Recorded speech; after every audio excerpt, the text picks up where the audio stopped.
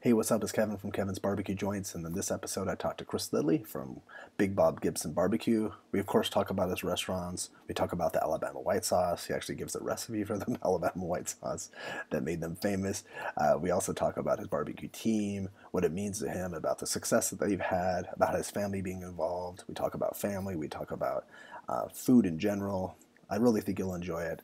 And if you do like what you see, please subscribe. I'll be adding a new video every week. Thanks so much. Good morning. How are you doing? Doing fantastic. I guess good afternoon for you. That's it. So I wanted you're obviously you're a very busy man, and a lot of people might not know about your history. I wanted to kind of jump around a little bit. Oh, I didn't want to, but I'm probably going to jump around a little bit. Well, first off, congratulations on Memphis in May. Thank you, Kev. I started full-time in the restaurant business with Big Bob Gibson BBQ probably back in 1991. Okay. It wasn't till 1997 that we entered our first contest. Back then, we started entering contests on the MIM circuit around this area right here.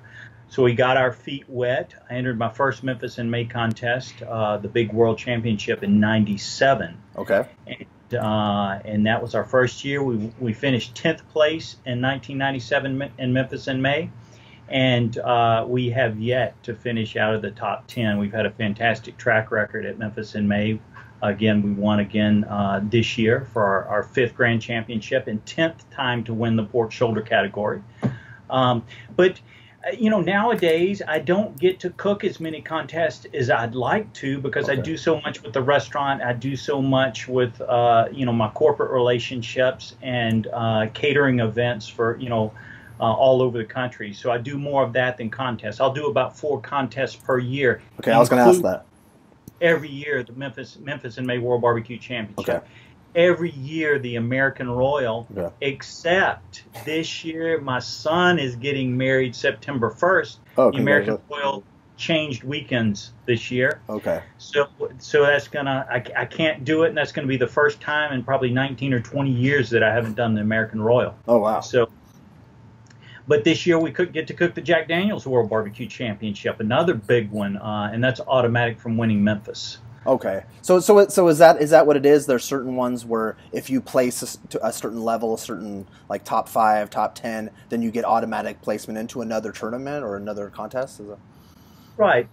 The American Royal, for example, they have an open contest. They also have an invitational contest. So if you win one of their satellite competitions during the year, you get an automatic into their invitational.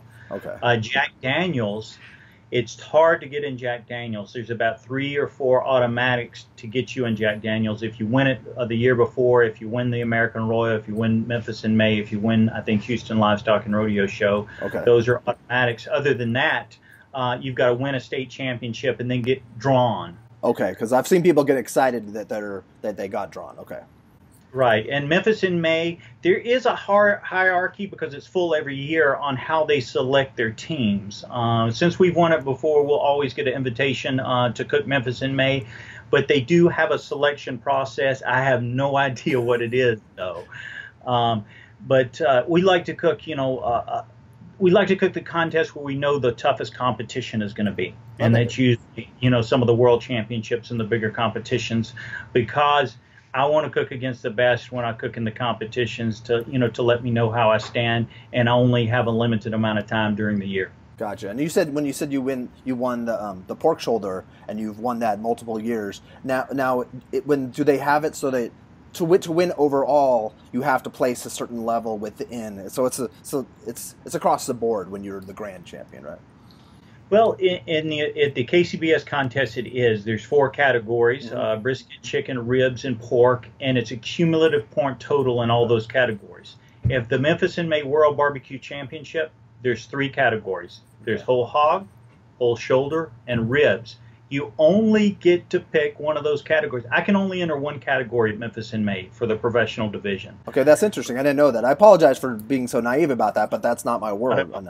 Not at all. So we pick pork shoulder every year, and that's what we compete in. So it's all or nothing, really. Yeah, it sounds like it. You do preliminaries where you have both on-site judges, and you have 3 on-site judges, and you have 4 blind judges who don't know who the teams are. Okay. And it's a cumulative score of all 7 judges determines how they cut the teams down from 275 teams down to the best 3 ribs, the best 3 shoulders, and the best 3 whole hogs. And then if you make the finals, 4 judges come and judge comparison scoring to all 9 teams. They come on site, wow. They sit down with you, you feed them, and they judge my shoulder against the hogs, against the ribs, and hash it all out. Wow, that's exciting. So in that, is it 3 days total, or 4? Is it 4 days, or? Memphis in May, we arrive on Wednesday before 12 noon, and we do not leave until Sunday, and that's when we check out. So we actually go down a week before and do our setup on the weekend before, just to set up, because we're relatively close. We're just under 3 hours to Memphis. Okay. Because it's so much stuff, tents and flooring and pits, and because basically we're hanging out cooking all week. Yeah, that's how, and it's a lot of fun, right? You do enjoy it still, right? We're close enough to home, so all my friends, all my families, a lot of people that I work with during the year, they all show up, and it's just a big party right on the river. I have to go. So like every year, after it ends, I go, I should have gone. So next year, I plan on trying to go. And then so you have one more tournament this year, right? One more contest. Well, I'll do Jack Daniel's World Championship, and then hopefully, if I get an invitation, I've been doing one in California in December in Palm Springs. It's called the King of the Smokers, and I do that one because it's in Palm Springs in December. No, it sounds. The weather's beautiful, and it's a down weekend for me, and it is a really prestigious invitational barbecue contest. I'll check in with you because I live really close to Palm. Like I live a couple hours away, so. Gotcha. Yes. Yeah, and that would be a nice first one to go to. It's a good contest. It's the first weekend in December. Okay, I'll check into it for sure, and I'll put note in the show notes too if anybody else wants to go to that, so they can check it out. And so I'd like to know a little bit more about your history with Big Bob Gibson. I know about it, but people might not know. Did the restaurant itself start in 1925, or did it start before then? 1925. Okay. It is my wife's great-grandfather who started the restaurant. Okay. So we're 4th generation, and my 2 sons, who are now in the business with me, are 5th generation. Wow. Family-owned barbecue restaurant in Decatur, Alabama. So we've been doing it a long time, passing down a lot of traditions, a lot of pit room knowledge. So that's my job right now: pass it down to my sons and let them take a load off my shoulders. Now, were you interested in barbecue prior to getting married into the family? Was that part of your life, or cooking outside? Were you grilling? Always had great memories of myself and my father in my backyard, grilling on the charcoal grill in the backyard. He had an old cast aluminum PK grill, okay, and also Weber as well. And we used to fire those things up and cook them. So a lot of fond memories, but it was mostly him cooking and me just helping out. I've always loved food. I've always been sort of a food guy, but I never would have dreamed I would be in the business. I went to college and have a degree in marketing and finance. Okay. So definitely helped me out in the barbecue business, but I didn't really get immersed in cooking until I joined up in 1991, 1992. Okay. Can you tell me a little bit about the sauce? I don't want the recipe, obviously, but the white sauce, what makes it so unique other than it being white? So the white barbecue sauce was a Big Bob Gibson original. That was one of his 2 sauces back in 1925. And he cooked 2 things. He cooked whole pork shoulder and he cooked whole split chickens. He wanted a sauce for his chickens that gave them that vinegary sort of twang that all barbecue needs. Mm-hmm. But then he wanted an ingredient in there to keep the chickens moist after they come off the pit, after they're on there 3 hours, something to keep the chickens from drying out. That's when he added mayonnaise. So it's very simple. It's vinegar, mayonnaise, black pepper, salt, maybe a little bit of lemon juice, and some more ingredients, and there you go, barbecue white sauce. And how interesting is it that he created something that became synonymous with Alabama barbecue? It's just, and other places have white sauce as well, right? It's really crazy. I mean, I travel a lot, and I love to travel. I love to travel and cook and talk barbecue and talk food. And I'm seeing barbecue white sauce on menus of some of the finest restaurants in the country, white Right. tablecloth restaurants. Hmm. And they usually give a nod to Alabama white sauce or Morgan County white sauce, or they might even have Big Bob Gibson's name on the menu. I mean, you give us a lot of credit out there, so I'm always thrilled when I see a restaurant out there with white barbecue sauce on the menu. Well, yeah, and it's that's definitely a great nod to you guys. So and I love it. It's fantastic. Well, so now as an author, you have two books, right? Yes, I've got Big Bob Gibson BBQ book. That was my first book.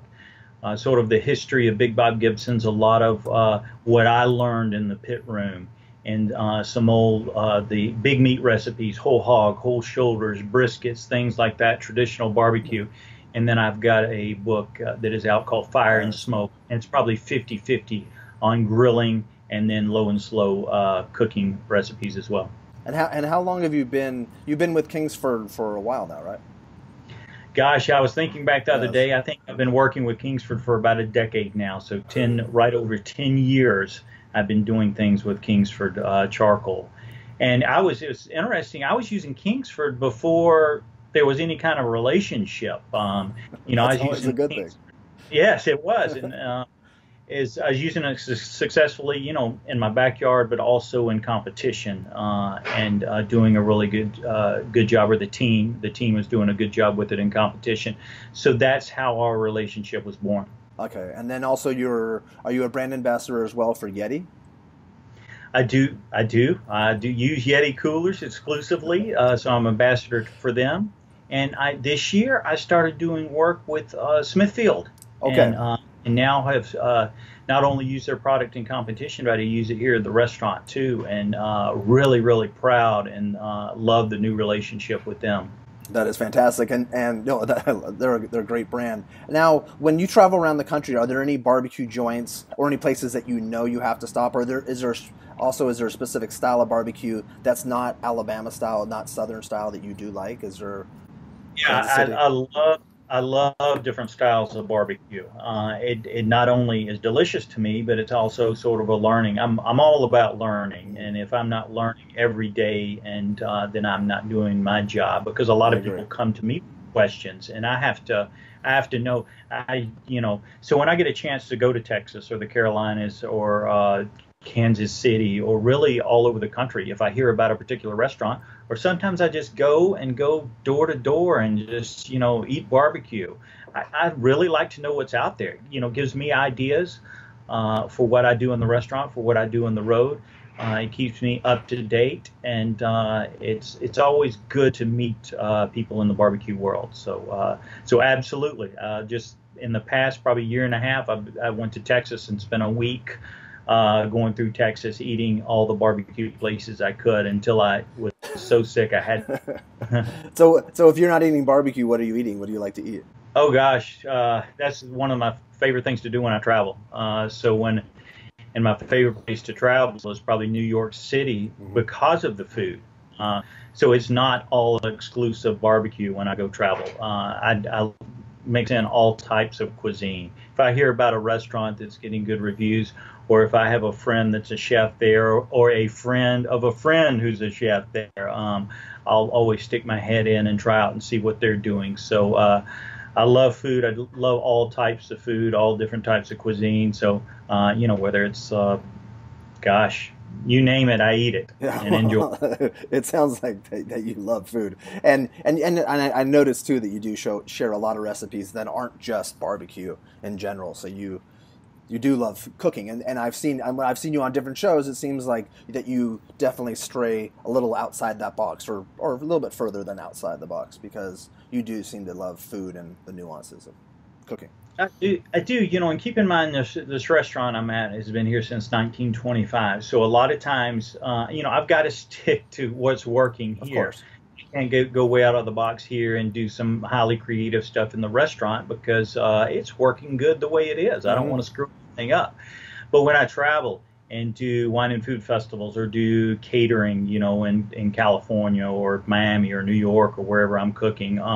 That's when I try to mix up my menu and do some things that are a little bit outside of barbecue, or that mix Southern barbecue elements with more of sort of a high-end cuisine.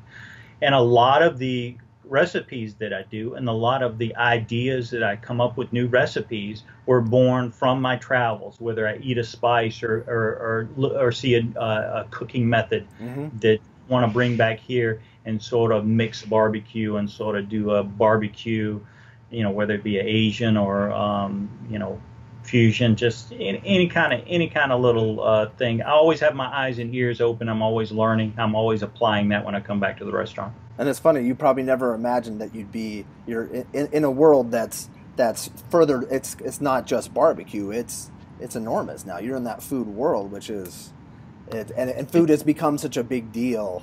Not that it's always been important to eat, but it just feels like it's been elevated to a certain level. Oh, definitely. And what's good about being in the food industry and in traveling and meeting, some of the people and the chefs that I meet around the country, it's really a small world. Oh, yeah.